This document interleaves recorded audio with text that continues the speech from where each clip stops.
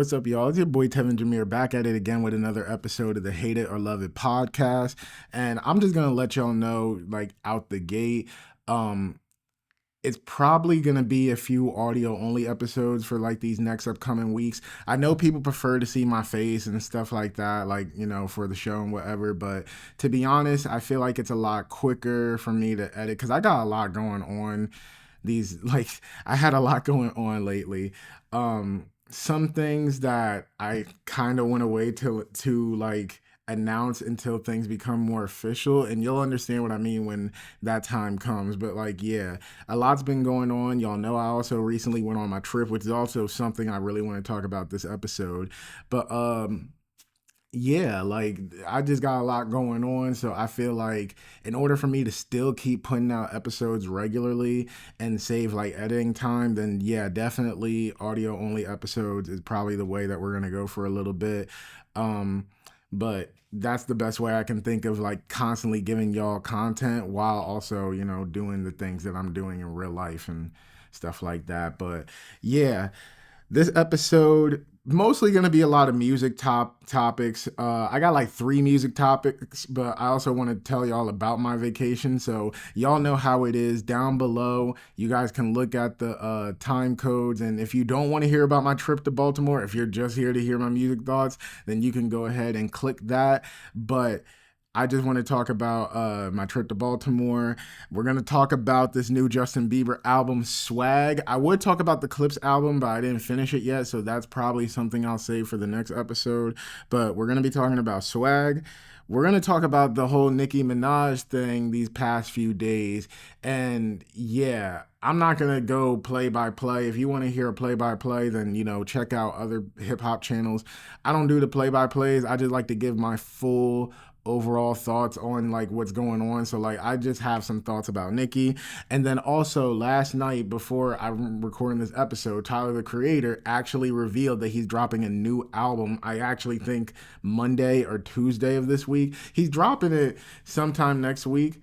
But yeah, I'm really looking forward to it. Last year, his album Chromacopia was like one of my favorite albums, and honestly I kind of like when Tyler is more on his rap stuff, and the cover of this album very much is like giving the vibe of like Ludacris from back in the day. I forget which music video it was, but it was like him with the big behind hands. A lot of people are saying that that might have been inspiration for this album cover, and that's kind of the vibe that I got. So I do feel like we're gonna get like a not another Call Me If You Get Lost, but more like how he was really heavy into rapping on Call Me If You Get Lost. I really do feel like we're going to get like a more bar centric and probably a more fun Tyler the Creator album. Not to say that his albums aren't fun, but Chromacopia actually touched on a lot of deeper themes. But I'm talking too much.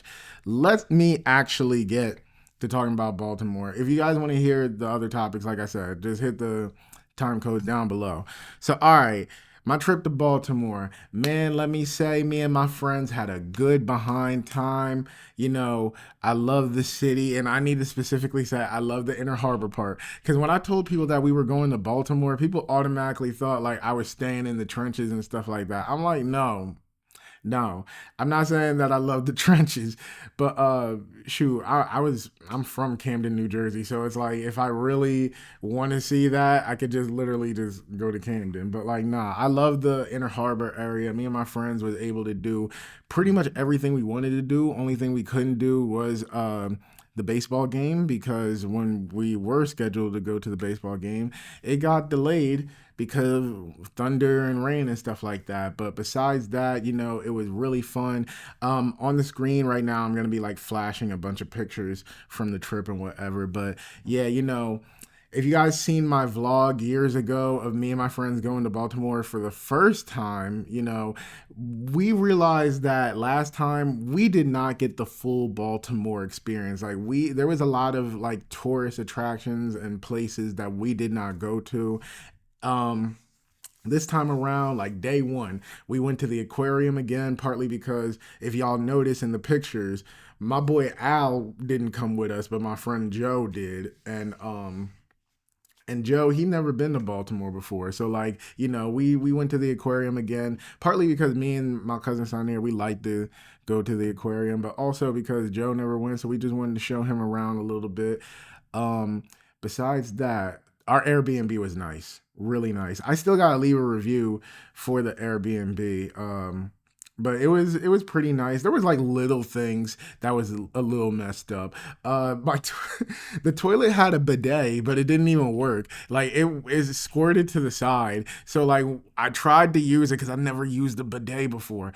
I tried to use it, and it just squirted the bottom of my shorts. I was like, dang, like we had to wait before we could go back out before like I had to dry my shorts off. And I'm like, dang, like why is the bidet so messed up, and why do they keep it here if it's messed up? One of the outlets didn't work and the Wi-Fi was horrible. But besides that, the Airbnb was very nice, a lot of nice views there, very comfortable. And yeah, it definitely did its job when we were back, back at the room. And even though the Wi-Fi was bad, we were still able to watch movies, watch TV and stuff like that. Actually, it might have only been bad in the living room because like when me and my cousin was watching stuff in our rooms, like it wasn't really bad. Joe had the living room couch, but yeah, it was a nice little Airbnb. But yeah, we went to the aquarium. There was the nice Inner Harbor or the Harbor East Theater with their movie themed drinks. Y'all know I got me a little drinking in. Their flatbread pizza was really good. And yeah, like the first day was really fun. Second day too. We just did a lot of Inner Harbor stuff. Took a boat ride around the harbor, checked, like, walked around multiple parks. If you are in the Baltimore area, I don't know if it's like a popular thing, but like anybody that's visiting Baltimore, like visiting the harbor area, please go to Crafty Crab. That is one of the best seafood places I've been to in the city. Yeah, Crafty Crab is really good. Um, where else did we go? We went back to the Maryland Science Center, something that we did last time, but like because Joe is new to this, like we wanted to show him around too. And yeah, we were supposed to do the baseball game, but that got canceled. So when it got delayed and we didn't, people had, like, my friends had people to go back home to the next day, so like we couldn't go to the baseball game the next day, so we were just like, all right, let's just refund our money back, and we can do something else. And in exchange, we walked around the parks a little bit, and then we went to the Airbnb, celebrated one last night with some drinks and stuff like that. We possibly even seen a drug deal happen across the street, allegedly. I've never seen a drug deal happen in person before, so that was definitely an interesting experience. But only one, well, not really only one, but definitely one that you can get in Baltimore. Matter of fact, I was telling my coworker about it, and he was like, Tevin, you didn't witness a drug deal. You saw entrepreneurs selling product to get monetary value in this messed up country we call America. I know that just sounded like a whole bunch of nothing, but like for real though, like I was drunk when that was going on. I was like drunk and high, so like I turned to my friends and I was like, "Did we actually witness a drug deal just now?" And they were like, "Yeah, most likely, yeah." Okay, type. Um, but yeah, third day, me and my cousin, we like to go to different malls in like different states and stuff like that. So we went out to the Townsend Town Center Mall. Like that was on the way back home to Jersey. So like, we stopped there and it was a pretty nice looking mall. We ain't really buy nothing. I mean, we got some good food there, but like we ain't really buy nothing. We just, like to explore the mall and stuff like that. I did buy something I seen afterwards because I did look. I don't even go to stores like that. When I do go to the mall, I really don't go to stores like that. Like I'm really just there to vibe with my friends. So like whatever stores they go into, that's the one I'm going into. Like I don't really go there for myself. But while we were there, we were just like, screw it. Let's just go into every store we see. And we went into Hot Topic, and y'all know I'm an MCU fan. So when I saw that Fantastic Four jacket, which I'm gonna flash a picture on the screen right now. When we saw that Fantastic Four jacket, oh my gosh, I said I had to get it. I said I had to get the jacket. It was such a nice jacket. I didn't buy it right then and there because I didn't have the funds at the moment. But like when I had the funds later, like after I got paid, I was like, yeah, let me order it to my apartment. And I got it just in time for the movie. So next Friday, you're gonna see your boy wearing it to the movie theater. Got to show out for Fantastic Four. Got to show out for Yancey Street. You already know. But yeah, that's pretty much how my Baltimore trip went. Um, I know a lot of people love to hear where the guys are going next.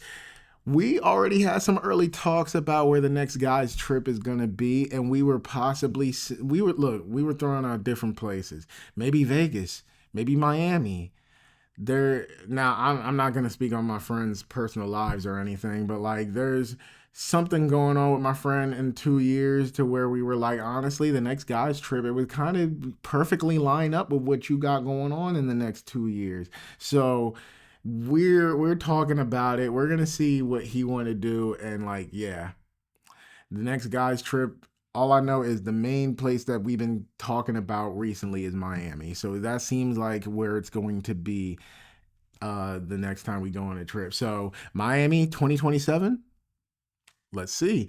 But yeah, so that was it for Baltimore. Like I said, if you go, definitely check out the Crafty Crab. Really great restaurant. And yeah, stay safe out there. Like, even though I'm sitting here saying that, like, me and my friends had a bunch of fun and stuff like that, like, a lot of the videos talking about Baltimore and stuff like that, they always say, even though you're still in the harbor area, which is more of a safer area, you keep your head on a swivel, make sure no crazy stuff is going down. So, that's all I'm gonna say if you guys ever decide to go out there. But it is a nice city. I gotta keep clarifying the harbor part. It is a nice city, so definitely go check it out. Um, Now let's get to this music, man. So the first thing I want to talk about is Justin Bieber's Swag album, and yo, so here's my thing. When I was younger, I'm pretty sure a lot of boys went through this with Justin Bieber. When I was younger, I guess you could say like I had a love-hate relationship with Justin Bieber. I liked some of his music, and honestly, I did see his documentary when it came out in theaters. What was it? The Never Say Never. I saw it in theaters, and it was actually a pretty good documentary. But at the same time, I guess it's also like, I don't know how to explain it. Like when you're young and you see all these girls swooning over a boy and stuff like that, and people is also making fun of him, like you kind of also start to make fun of him. So it's also like I loved his music, but I also hated his music, like because look. Some of his songs was good. Some of his songs I didn't really like that much. But as I got older, like my boy put me on to more of his music when I got older, and I was like, "Yo, Justin Bieber kind of got that like he kind of makes some good music." And you can go back to the episode where I was talking with Anthony and Emo. I was basically saying like at some points it started to feel like Justin Bieber kind of felt like a white Chris Brown or something. But so leading into this album, I think the last full Justin Bieber album I heard was like I think it's called Purpose, whichever one he dropped in 2016. Let me see real quick. Let me see. Yeah, Purpose. That was like the last full album I heard from him. I heard a few songs from his last two albums, but Purpose was the last one I heard fully. On the way back from Baltimore, that's when, it was announced that he was dropping this album Swag. And I was not prepared. So when I seen the promotions for the album and I seen like the different pictures that he had and stuff like that, people was saying honestly, I did get a Mr. Morale and the Big Steppers vibe. Like the photo shoot he did with Haley and his kid, it really felt like Mr. Morale, but for Justin Bieber. So a lot of people was like tweeting on Twitter, like, "Yo, we're about to get Justin's Mr. Morale. This album seems like it's about to be really deep." And that's what I was kind of thinking because I don't think he dropped the album in like the last 3 to 4 years.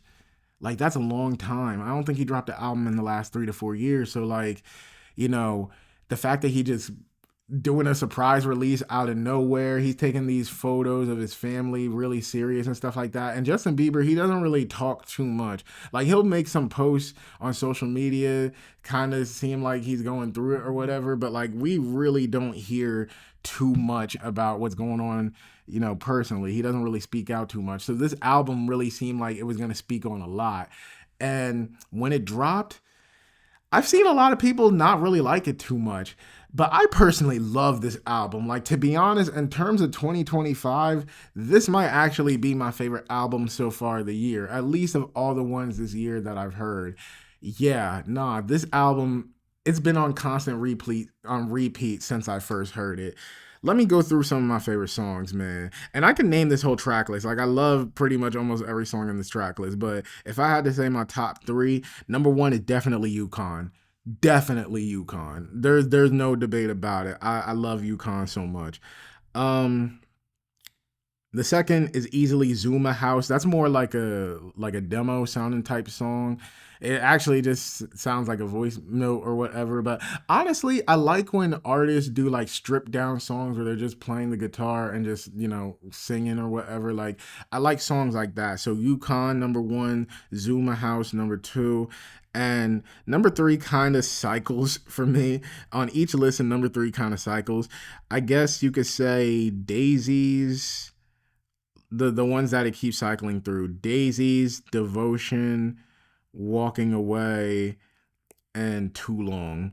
But I love this whole track list. Like, I don't think there's one bad song on there. Is there bad moments like six? I mean, like six, like Sexy Red on Sweet Spot. Of all the people that he could have got on that song, he could have got. The album gave me a very big Leon Thomas type vibe. It was a very like chilled, very modern R&B type sounding song. I mean, sounding album. So like, I could have easily seen Leon Thomas on here. He could have got Leon Thomas on Sweet Spot. A lot of people were saying like SZA, Kalani. I think if it was gonna be a woman on the song, Kalani probably would have been my biggest choice for Sweet Spot.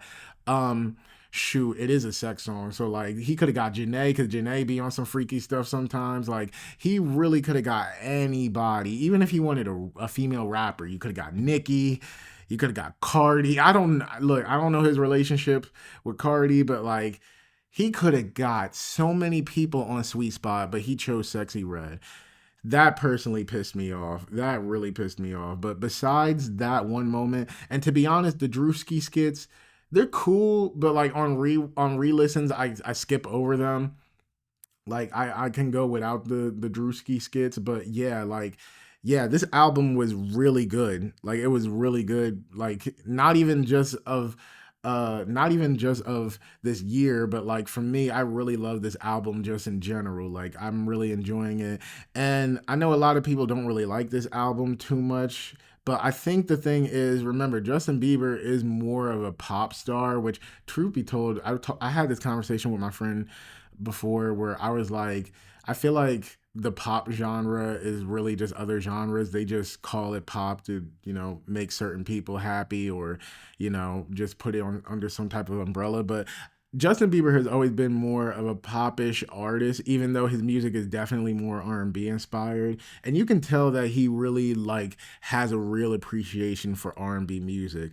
So hearing this album, and also not to mention, I think this is his first album after leaving his team, because I know that he used to be under Scooter Braun and like a bunch of other people back in the day, and I think this is his first album not being under that same team. So I guess he had more creative freedom with this time around.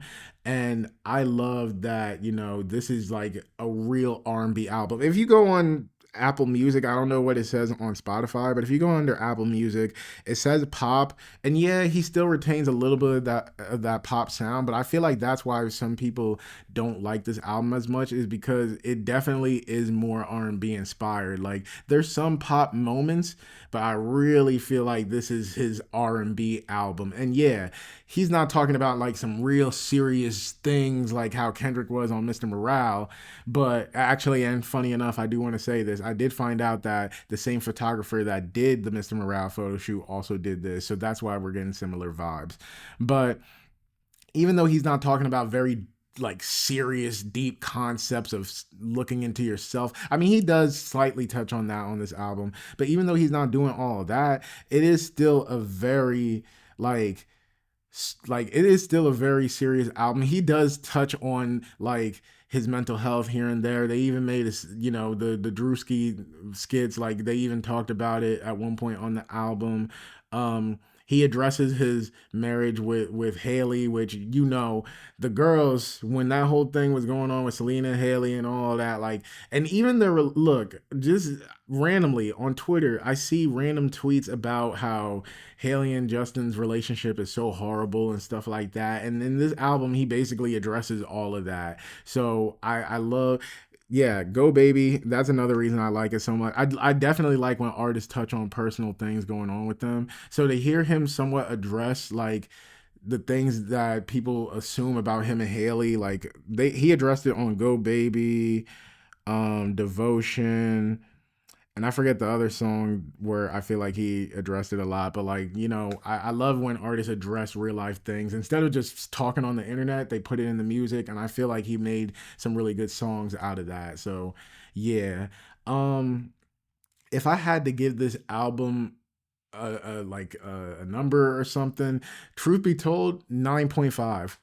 9.5. It's shy of a 10 just because, like I said, the Sexy Red verse, I really don't know why he went with that. I know him and Sexy Red has a good relationship. So, yeah, but like, and here's the thing. I don't really like Sexy Red, but I feel like she does work on certain songs. Like when she was on Rich Baby Daddy, I actually felt like she worked really well, even with her verse. Like if they just left her on the hook, still would have been just fine with it. But even her verse on Rich Baby Daddy, pretty good. There was another song that she's Sticky, Sticky. She wasn't bad on Tyler the Creator's album. Like she actually did her thing on Sticky. Like Sexy Red, I would never listen to her solo music. I've heard some of her solo music, and I don't think I could sit through an album or a tape or anything like that. But as far as a feature artist, depending on the type of vibe of the song and depending on who the artist that she's working with, it yeah, she can do really good in features. This just happens to be one of those features and songs that it's like, oh no, I don't even know why you got her on this. And then the Drewski skits, like I said, they're cool the first time you listen to the album, but on re-listen, it's like, all right, I'm just gonna skip over this. Like, it's not like the type of skits that's necessary to listen to the full album. Hell, if I listen to the full album again, I could really just skip it over because it's not like integral. It's not integral to like the album story or anything like that. I mean, it is. It's not like they just got thrown in for any random reason.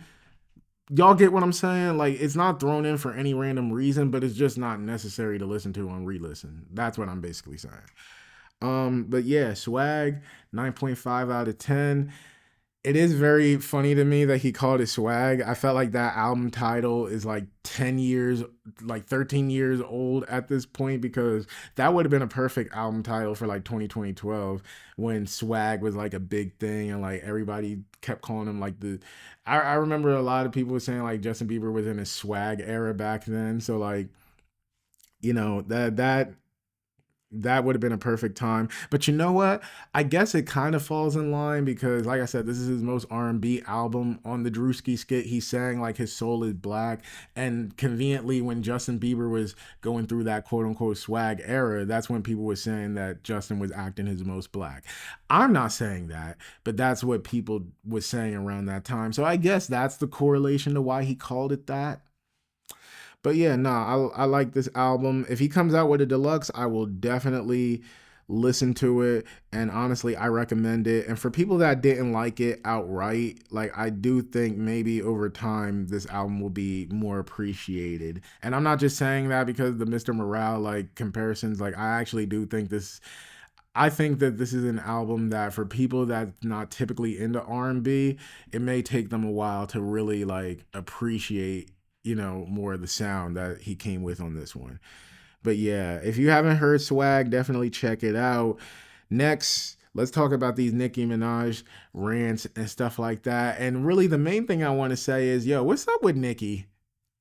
What's up with Nicki? Yo, so me and my friend Anthony, we was talking about it one time, and we was talking about like how Nicki, like, for someone that is of high status, someone that has changed the game and basically become the blueprint of what it means to be a female rapper, like selling out, like probably being the most popular female rapper of all time, for someone that's done so much and got so many accolades to her names and stuff like that.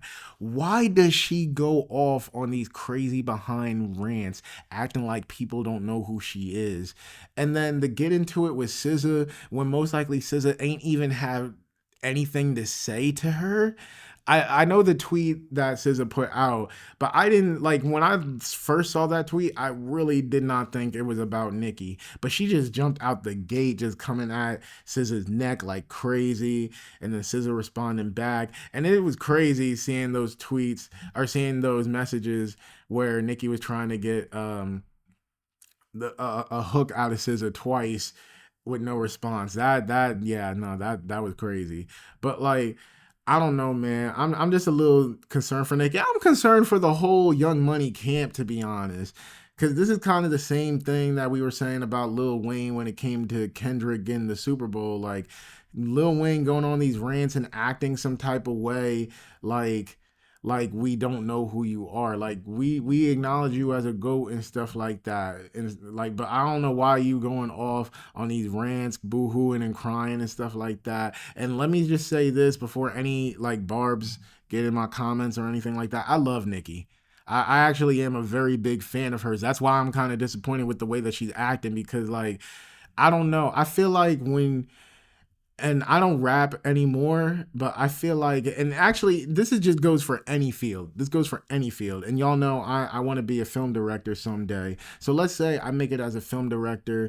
All my, like, most of my films are loved. People regard me as one of the greats. And then, like, people under me comes in and stuff like that. And this doesn't just apply to Nicki, but this also applies to Lil Wayne, because he was slightly going through it with Kendrick. I feel like, I feel like when I'm considered one of the greats and when I've done a lot and like I'm cemented in history, what reason do you have to go off on the people that's coming up under you?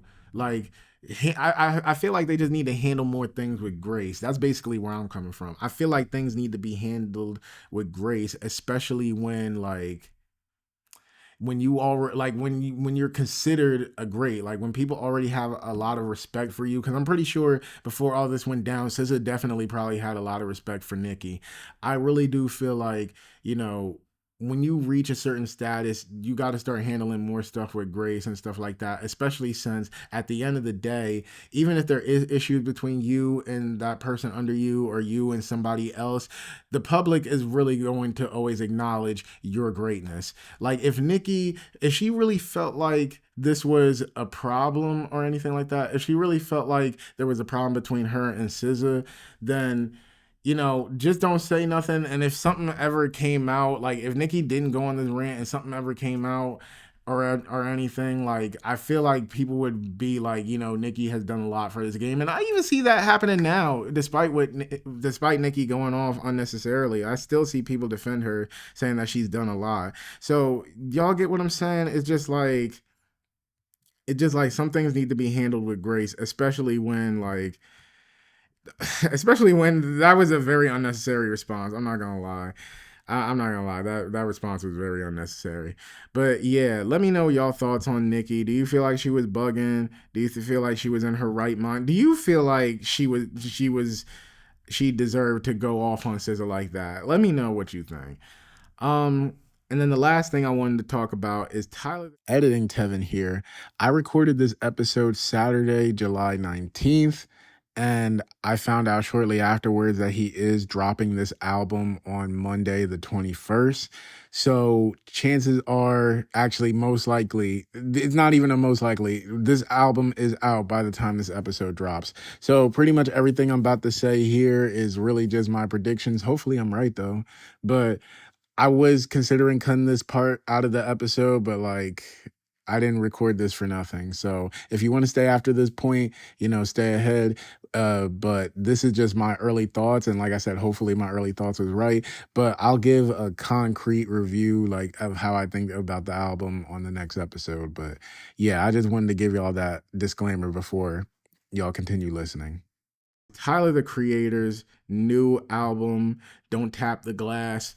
Um, I'm very surprised that Tyler is coming out with another album this quickly because, like, he usually goes 2 years before dropping another album, but I'm really looking forward to it. And like I said earlier in the episode, this one feel like, I don't know, it's just like everything that we're seeing and it's in the cover just kind of gives me the idea that we're really gonna get like a fun rap like type Tyler the Creator album. Because like I said, it's not that his album don't, it's not like his albums can't be played in fun settings or anything like that, but like he always has deeper messages in his albums. Like Flower Boy, I mean, we all know about that. Like it basically explored his sexuality and stuff like that.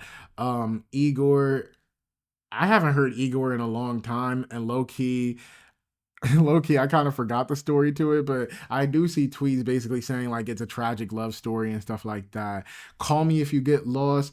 I love that album. That's probably my favorite Tyler album. Call Me If You Get Lost. Really great one. And of course, that was like a love triangle between a woman and like another guy and stuff like that. Like, I really love that album as well. Chromacopia, really deep songs on there, basically talking about like now he's getting older, how does he feel about having kids and stuff like that. Like there was a lot of deep things on that album, and then of course having his mom speak on the different skits and stuff like that. So what is this album like? Where do I think this album is gonna go? Like I said earlier, the cover, the influences that people said that the cover might have, gotten, the ludicrous thing with the big hands.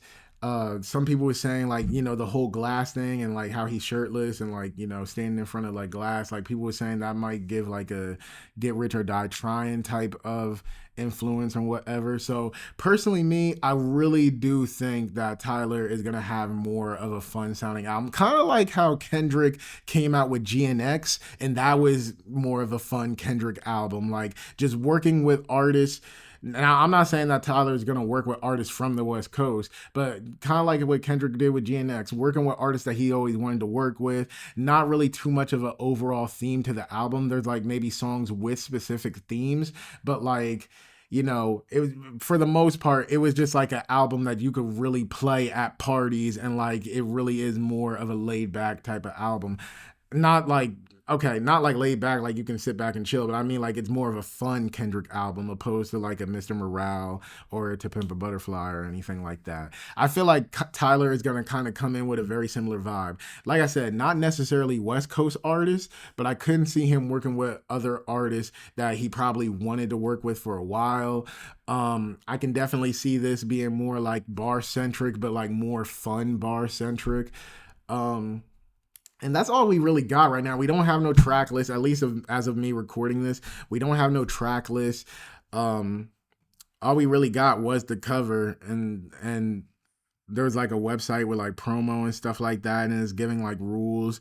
And the last rule is like don't tap the glass or stuff like that. So yeah, we don't really have too much to go off of, but I'm just saying from the trajectory that Tyler's been on recently, especially with that Hey Now freestyle, because that's the one thing you got to peep with rappers. Look at the things they're doing around the time that they're dropping an album. They're doing that to prepare for the vibe of the album. Because even with Kendrick, like we did not expect, I mean, we didn't expect GNX at all. We knew a Kendrick album was coming, but we didn't expect GNX at all. But it's like when you listen to GNX and then you listen to like the diss tracks that he made towards Drake, the production feels very similar to GNX's production. He picked a lot of like more fun sounding beats and stuff like that. And that's probably why he also picked Not Like Us, because like that was a very similar vibe to what GNX was gonna be, especially picking a West Coast sounding beat. Like, yeah, Kendrick did his thing with that. And this isn't me trying to just praise Kendrick. Like I'm actually just trying to use examples. But yeah, like if you look at what rappers are doing around that time, you're gonna get a vibe of what their next project is pretty much gonna be like. So with Tyler's Hey Now, um, which like I said, more of a fun sounding thing after Chromacopia. And then also some of the verses that Tyler had, like even on this recent Clips album, like I said, I didn't finish the album, but I have heard a good amount of it.